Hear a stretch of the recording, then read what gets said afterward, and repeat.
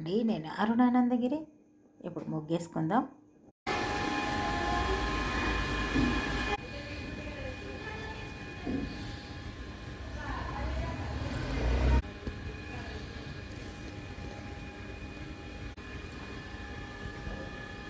నిత్య పూజ సంపూర్ణమైంది.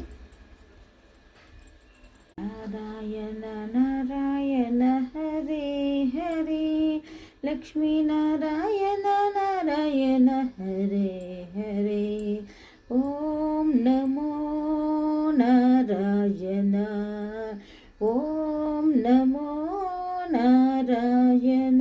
నేను అరుణానందగిరి. ఇక ఇప్పుడే మరి మన తిరుప్పవై పాశురం సంపూర్ణమైంది. తర్వాత ఒక మంగళహారతి పాట పాడుకొని హారతి ఇచ్చిన.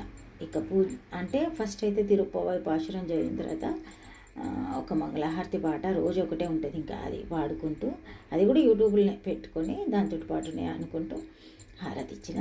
ఇక నైవేద్యం సమర్పించిన. ఇంతే సింపుల్ పూజ. ఇక ఇప్పుడైతే బయటకు వెళ్దాం. హలో అండి, నేను అరుణానందగిరి. ఇక ఈరోజు మరి మన బ్రేక్ఫాస్ట్ దోశ. దానికోసం నేను ఇక్కడ పచ్చడి తయారు చేస్తున్నా.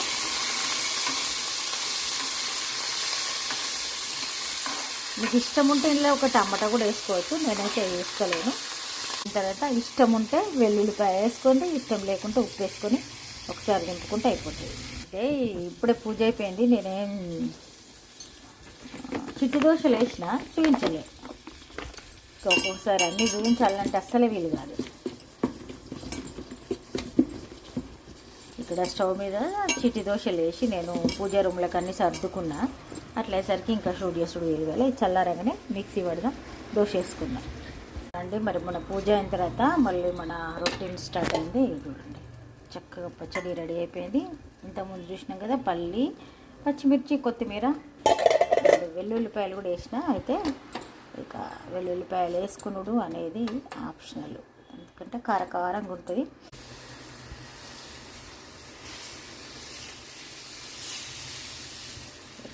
అంతా ఈ నెల రోజులు కూడా మరి మనం గోదాదేవి పాశురాలు యూట్యూబ్లో పెట్టుకొని నేను దాంతో పాటు అంట. నోటికైతే రావు, నోటికి కూడా వస్తాయి అంటారు చాలామంది, కానీ నాకైతే రావు. నేను పోయిన సంవత్సరం స్టార్ట్ చేసిన, అయినా ఒక నిలకడతోటి మంచిగా నేర్చుకుంటే వస్తాయి. కాకపోతే ఇంకా తప్పులు ఎందుకు అన్నట్టుగా నేను అనుకుంటూ చేస్తాను.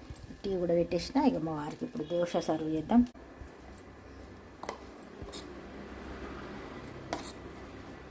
పక్షులు వచ్చినాయి. ఇక ఈరోజైతే ఇంతే, మరి రేపు మళ్ళీ వెళ్దాం.